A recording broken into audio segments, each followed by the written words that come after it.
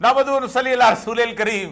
मुअज़्ज़ज़ ख़वातीन हज़रात, 8 फरवरी के बाद ये दूसरा बड़ा दिन है जो पाकिस्तान की तारीख रकम कर गया है। और आज पाकिस्तान की तारीख के अंदर वो 8 जजेस जो हैं उन्होंने वो फैसला कर दिया है और गुज़श्ता तकरीबन 70 साल की तारीख जो कि जस्टिस तमीज़ुद्दीन के फैसले से शुरू होती थी उसको दाग धो दिया है। लेकिन मुझे एक और शर्मिंदगी की बात भी है कि 4 जज ऐसे हैं कि जिन्होंने आज भी तरगीबात की बुनियाद पर फैसला किया है और उनमें से मुझे बहुत ज़्यादा शर्मिंदगी होती है कि जिस सूबे के अंदर मैंने 24 साल गुजारे उस बलोचिस्तान के दोनों जज जस्टिस काजी फ़ायज़ ईसा, बल्कि तीनों जज नईम अख्तर अफ़गान, जमाल खान मंदोखेल और काजी फ़ायज़ ईसा, ये तीनों ने पाक अवाम की उमंगों, उसूल और बुनियादी तौर पर इन सारी चीज़ों का फैसला किया है और उनके खिलाफ फैसला किया है। कल भी लोग कह रहे थे कि ये बलूचिस्तान के लोगों के अंदर बहुत शर्म हया होती है, एक दूसरे का पास रखते हैं। जहां उसूल आ जाए, जहां प्रिंसिपल की बात आ जाए, यही तो बात है जो कुरान कहता है ला यजरिमन्नकुम शनान कौमन, तुम्हें किसी दो कौम की मुखालफत इस बात पे मजबूर ना करे कि तुम गलत फैसला करो। लेकिन फैसला कमाल का है। फैसले में सबसे ज्यादा अहम फैसला जो है वो या अफरीदी साहब ने जो अलहदा लिखा है, उन्होंने लिखा है कि इलेक्शन कमीशन ने अपने इस सारे अरसे के अंदर गलत रवैया अख्तियार किया और पाकिस्तान तहरीक इंसाफ को बहसियत जमात जो है उन्होंने खारिज कर दिया। वो उन्होंने कहा है कि 7 दिन के अंदर और 15 दिन के अंदर ये तहरीक इंसाफ वापस जाए और अपनी सीटें वहां पर जमा करे और वहां से उसके बाद उन्होंने कहा अगर रिवर्स करना है तो रिवर्स करो, लेकिन आप तहरीक इंसाफ को बहसियत पार्टी नहीं खत्म कर सकते।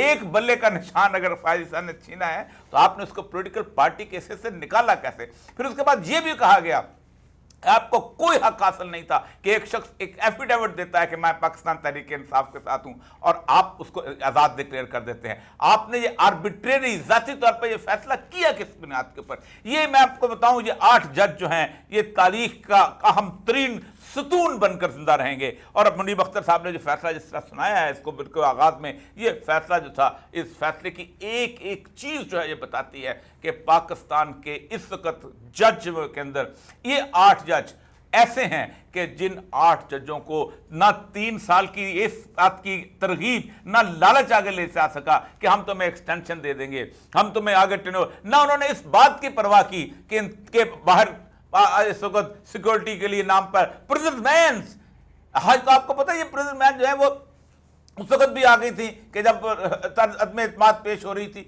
आज भी एक कैफियत पैदा करने की कोशिश की जाती है, एक ड्रामा की सूरत हाल पेश की जाती है, लेकिन उन्होंने कहा कि नहीं, इनमें से कोई आज रिटायर हो जाएगा, कोई कल रिटायर हो जाएगा, लेकिन ये पाकिस्तान के असल हीरो ये हैं। ये वो लोग हैं कि जिनको पाकिस्तान के कॉन्स्टिट्यूशन और पाकिस्तान के अंदर अखलाक और पाकिस्तान के अंदर इक़्तिदार और पाकिस्तान के अंदर लालच को पसे पुश डालकर रिजेक्ट करके असल उसूलों की बुनियाद पर फैसला करना जो है उसका उन्होंने जो सबूत दिया है। मैं पहले भी कहा था कि उन 75 साल की जो तारीख है जो जस्टिस तमीज़ुद्दीन का फैसला रिजेक्ट होने के बाद शुरू हुई थी, जो जस्टिस मुनीर जो है उसने किया, फिर उसके बाद जस्टिस अनवारुल हक आया, फिर उसके बाद जस्टिस अरशाद हसन खान आया, ये सारे के सारे लोग जो थे जिन्होंने आमरों को सपोर्ट किया।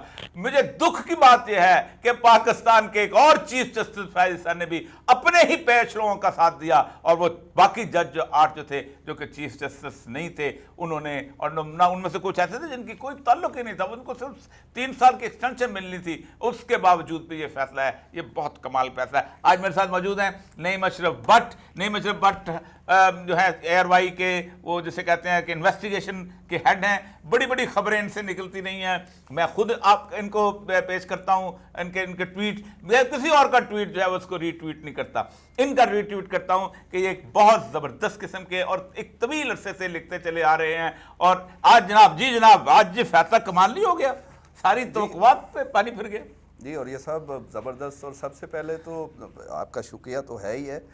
मैं आपको भी क्रेडिट दूंगा कि आप एक सिलसिला आपने भी चलाया और आप कहते हैं, मैं उम्मीद लोगों को देता हूं, मैंने 8 फरवरी से पहले भी उम्मीद दी थी कि ये कौम ऐसी नहीं है, और मैं जजों के बारे में कहता हूं कि इतनी भी इंसानियत नहीं मर गई।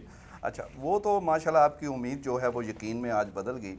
एक आपको याद है वो आपके कह लें कि ज़ेर साया एक सिलसिला हमने भी शुरू किया कि इमरान खान के मामले में जो नज़र आ रहा है हकीकत उससे आगे है। तो हम ये कह सकते हैं कि आज जो है उसकी ये इंतहा है। हाँ। यानी आज का ये जो फैसला है इसका सिर्फ सियासी नहीं, बल्कि आप समझ लें कि हर लिहाज से इसका असर जो है वो मुल्क की बेहतरी के लिए ये बिल्कुल होगा। और एक और अहम बात, अब देखें, सबसे पहले हर चीज़, कानून आइन जो है वो अखलाकियात और अखलाक पे बनता है। ठीक। अब सब ये असल में इस फैसले की जो रूह है वो अखलाकी ज़्यादा है कि भाई एक बात ना जस्टिस मुनीब ने हर समात में कही, जस्टिस अतर मिनल्ला साहब ने भी, कि भाई वोटर का राइट सबसे पहले ये देखें, उसको देख ही कोई नहीं रहा। ये आइन कहता है, सबसे पहले वोटर, आइन कहता है कि ये जो अथॉरिटी है ये पीपल ऑफ पाकिस्तान को है इस आइन की, ना किसी और को है। अब आप देखें ना, वोटर का राइट ये है कि वो, ये किसको नहीं पता कि वोटर ने ये जो सीटें थी मखसूस, ये वोटर ने किसको वोट दिया था। ये वोटर जाहिर है पीटीआई को वोट दिए थे, और उन हालात में वोट दिए कि जब पता ही नहीं है उन्हें कि पीटीआई का कैंडिडेट के नाम का नहीं पता, सिंबल कोई मुख्तलिफ है, इसके बावजूद उन्होंने ढूंढ कर जो है, एक वाकया अगर आप टाइम दे, बड़ा अहम वाकया बताना मैं चाहता हूँ। जिस दिन 8 फरवरी इलेक्शन था, ये बहुत अहम बात है, एक खातून जो एक कह लें बहुत ही शरीफ ख़ानदान, और उनका कोई ताल्लुक़ नहीं किसी सियासी जमात से, वो सुबह 10 बजे हमारे घर आती हैं और एकदम आके वो कहती हैं, जी मेरा वो क्योंकि नेट नहीं चल रहा, तो मैंने पता करना है कि मैंने वोट देना है पीटीआई को, तो कैंडिडेट का नहीं पता। तो मैंने पूछा कि आपका कहाँ पे है वोट, आपने कहा, उन्होंने बताया कि वो सांदा के पास। मैंने कहा आपका तो हल्का नवाज शरीफ का है, तो उधर यास्मीन राशिद है। उन्होंने कहा फिर वो उनका वो कौन सा होगा। मैंने कहा आप उधर जाएँ, जाके आपको उधर पता लग जाएगा। लेकिन उससे ये उसी वक्त मुझे समझ आ गई थी कि ये भाई आज गैर मामूली काम है, ये तारीख रकम हो रही है कि वो खातून आई। अपने 3-4 बताऊं कि कमाल की बात, मैं एक मुजीबर रहमान शामी साहब का जो इलाका है वहां पर कुछ लड़के बैठे हुए थे, उन्होंने 5 कुर्सियां रखी हुई थी और 5 डिफरेंट किस्म की, ऐसा लगता घरों से लेके, और डरते डरते वो सारे पीटीआई के लड़के थे, वो जाके उसको दे के आ रहे थे। मैं बंगाली में मैं वोट डालने गया, मेरा वोट वहां पर था, मेरा वोट वहां डाल दिया। एक लेडी डॉक्टर अपनी गाड़ी चलाते हुए वहां पहुंची है, उसने कहा मेरा वोट इन्होंने उठा के इधर डाल दिया है, मैं वहां से हूँ, और ये उसका। एक और मैं आपको मिसाल दूं, मैं एक बंदे को रास्ते में पूछा, उसको मुझे उसने बताया बस देख के पहचान लेते हैं, उसने कहा सर पीटीआई का वोट हो रहा है। मैंने कहा तुम किसको वोट दोगे? कहता मैं पीटीआई को। तो मैंने कहा पीटीआई का निशान कैसे? उसने सर ये नहीं भाई, उसने ये निकाला, उसने कहा ये मेरा मोबाइल है, मुझे कुछ नहीं आता, मैं लोकेशन लगा सकता हूँ, मैं ये पता कर सकता हूँ कि चीजें, अपने एटीएम कार्ड पढ़ लेता हूँ, और ये मेरे उस कौमी वंश हमले का वो है और ये उसका है। इस तरह मैं, एक और हमारे बहुत बड़े दोस्त हैं 22 ग्रेड के अफसर रिटायर हुए, वो डाल लेंगे, वोट डाल लेंगे। तो कहता मैं वो नीचे वाला भूल गया था, तो मैंने कहा यार नीचे वाला, कहता मेरे ड्राइवर ने कहा सर ये उनका है। एक और चीफ सेक्रेटरी बलूचिस्तान रहे हैं, कहते मैं वहां पर गया तो वहां जाके मैंने अपना वोट डालने के लिए गया, तो मुझे भूल गया, मैंने सुबाई का भूल गया था, तो बंदा कहाँ याद रखता है, तो भूल गया। तो मैंने पूछा यार को पीटीआई का कैंडिडेट है? उन्होंने कहा नहीं, सॉरी वो जो पोलिंग एजेंट का नहीं। तो उसके बाद कहते एक खतूर ऐसे घूमते घामते मेरे पास आई, तो उसने कहा ये बिस्तर पे लगा दें, ये उनका है। अच्छा। तो मैंने कहा कि पीटीआई का कोई वो बंदा नहीं है अपना पोलिंग एजेंट? कहती हम सब पीटीआई के पोलिंग एजेंट बैठे हुए। तो ये वाली जो कैफियत हुई है, ये पाकिस्तान, अब तो मुझे पाकिस्तान से बहुत सारी उम्मीदें वाबस्ता। अच्छा, ये जो अब फैसला जो है, अब अच्छा इसकी क्योंकि बुनियाद अखलाकियात थी, आधे मुल्क को शायद इससे भी ज़्यादा सबको सब पता था ये फैसले का, और उसकी वजह ये नहीं कि सबके सोर्सेज हैं या सबको कोई सुप्रीम कोर्ट के कुछ सोर्स बता रहे, नो, एक कॉमन सेंस और जो अखलाकी बात थी सबको समझ आ रही थी कि बात वही है कि भाई वोट किसका है, सीटें किसकी हैं, सबको पता है। अब ये जो टेक्निकलिटीज़ हैं जी, इलेक्शन कमीशन ने कह दिया सुन्नी इत्तेहाद कौंसिल आ गई है, वो निशान का मतलब ये था, और वहाँ ये सब कुछ समझ आ रही थी कि ये एक सिर्फ एक बकवासियात ही थी, क्योंकि अखलाक। अच्छा नहीं भाई, एक और बात बताऊँ आपको कि ये जो लाइव दिखा के जो हर बंदे का चेहरा जो है 25 करोड़ आवाम ने देखा है, जो काजी फाइज साहब जो मुस्तकिल जो उसको रिलीफ देने की कोशिश करते थे, मुस्तकिल जो बातें करते थे, ये बिल्कुल जो है अब बिल्कुल सामने आ गया कि फाइज क्या चाहता था और बाकी जजेस क्या, और लोगों को अंदाजा हो गया था कि अब क्या आने वाला है। अच्छा, अंदाज़ा एक और अहम बात है सर, ये 8-5 जो है ये भी पहले बात निकल गई थी। हाँ। और वो 8-5 ही है ये इसका, और ये सब क्या देखिए वजह मैं आपको बताऊं, मैंने अभी सुबह सवेरे बड़ा तबसरा किया इसके ऊपर। देखिए 4 जज जो ऐसे थे कि जो तकरीबन जिन्होंने 5 जज कि जिन्होंने चीफ जस्टिस बनना था, ठीक है। 7 इस बेंच में वो थे कि जिन्होंने बिल्कुल चीफ जस्टिस बनना, जिनको 3 साल के लिए आगे उन्होंने वो देना था। आप देखें कि वो लोग जिनको चीफ जस्टिस उनमें वो इधर ज़्यादा, मतलब नईम मुफ्तर अफगान जो हैं, और उसके बाद अमीनुद्दीन खान जो हैं, और जमाल मुंतखिल, ये काजी फाइज था कि ये तीनों उसके अंदर उन्होंने वो लिया कि यार तुमको क्या मसला है, तुम्हें 3 साल मिल रहे हैं, यार 3 साल के लिए तुम जुडिशियल कॉलोनी में रहोगे, तुम्हारे आगे पीछे गार्ड चलेंगे, तुम्हारा ये होगा, तुम्हारी पैसे ज्यादा होंगे, तुम्हारा स्टे ज्यादा होगा सुप्रीम कोर्ट के अंदर, और क्या वक्त चाहिए। लेकिन असल मसला ये है कि सैयद मंसूर अली शाह हों, मुनीब अख्तर हों, आयशा मलिक हों, शाहिद वहीद हों, ये वो लोग हैं कि जिन्होंने चीफ जस्टिस बनना था। असल मसला ये है कि बुनियादी तौर पर फाइज साहब जो है ना, ये उनके रवैये की वजह से हुआ है।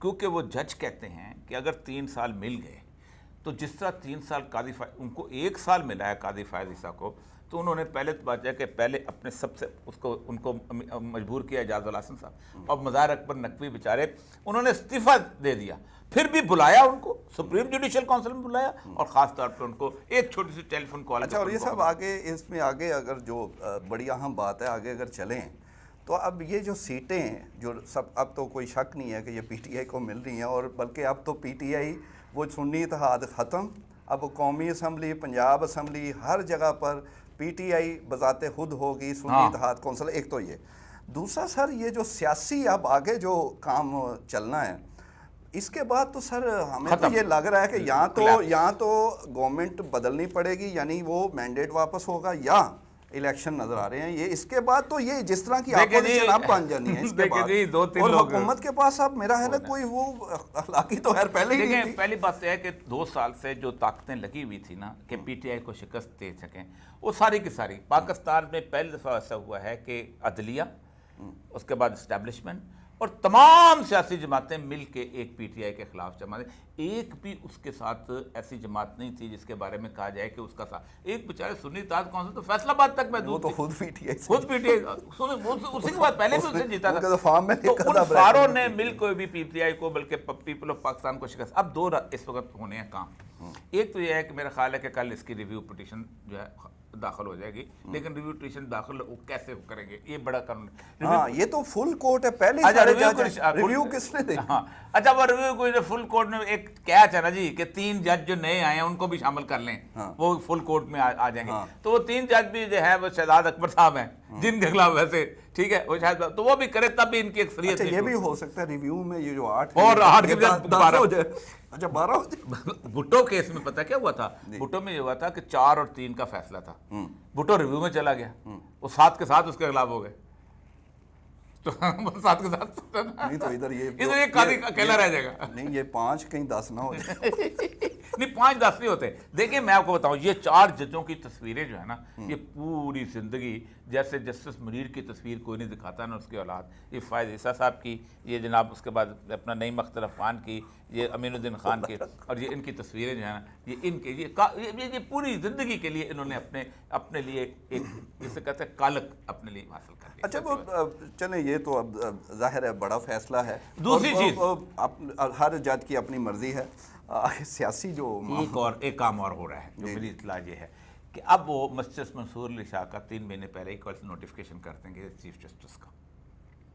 उसकी पता क्या वजह है कि मंसूर, इसलिए कि कादी फायज ईसा को अब उनके इस काबिल नहीं रहा कि अब वो इन लोगों से फैसला कर सके। अब वो जब एक लेम डक बन जाएगा ना, तो मंसूर अली शाह जज से कहेंगे तुम फैसले करो हमारे लिए, लेकिन ये फिर वहाँ भी खराब रहेंगे, इनको अंदाजा नहीं है, चीज़ें बदल चुकी हैं। अच्छा, अब आप खान साहब की रिहाई भी देख रहे हैं? जी, खान साहब आज इद्दत का केस, अभी पता चल जाएगा कि 3:30 बजे इद्दत केस क्या आता है। नहीं, इद्दत के साथ वो दूसरे जो सारे खत्म हो जाएंगे। 600 केस हैं, और 600 केस कुछ नहीं ना। अब देखें ना, सिर्फ पीछे 9 केसों में उनकी वो जमानत। देखिए जब सुप्रीम कोर्ट जब एपेक्स कोर्ट ये हो जाए ना, ये सतह आ जाए, तो फिर बाकी नीचे भी लोग समझ जाते हैं कि अब हमारी कोई से हो सकती है।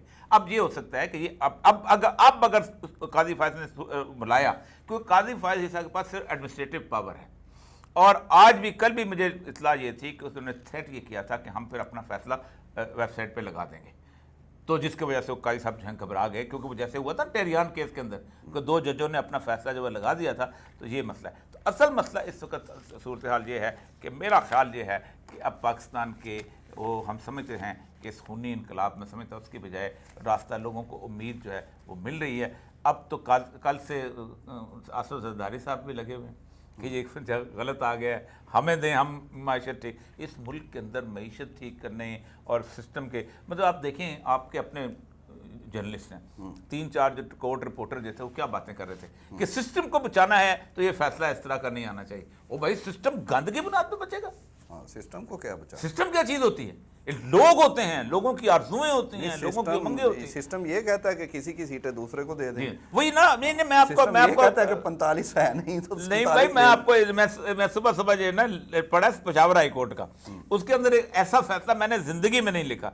224 only then shall not be free, it was never contemplated by the framer of the constitution that on account of the individuality as before us any seat of the national assembly और the principal assembly shall remain vacant. यानी अगर खाली है तो महल्ले जो 4 औरतें फाड़ के बिठा दो, ठीक है, यही करना ना आपने।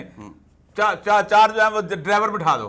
तो नवाज शरीफ साहब तो करते भी यही रहे हैं। मेरे प्रोग्राम में उन्होंने शमशाद अहमद खान ने कहा था कि नवाज शरीफ गया डिवोर्स, तो डिवोर्स पे जाके उसने बड़ी ख्वाहिश होता है जी मैं दावत करनी है, मैं दावत करनी है, दावत करनी है। तो दावत करने के चक्कर पाए शाय खिलाने हैं ना, पाए तो नहीं, वो दूसरे पाए नहीं, वो आलू पाए नहीं खाता वो। तो ये उसके बारे में गलत एक इन्फॉर्मेशन बनाई है, पाए खाता है।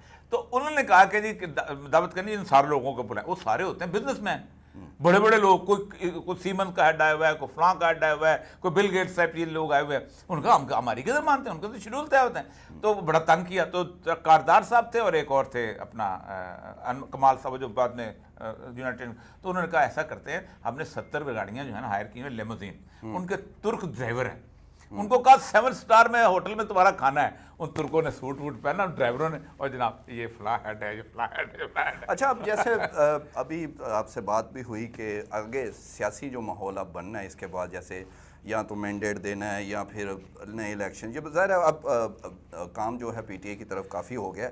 एक बात कुछ अर्सा पहले से चल रही थी, ख़ास तौर पे पंजाब में और ऊपर भी, फॉरवर्ड ब्लॉक और इस तरह की चीज़ें।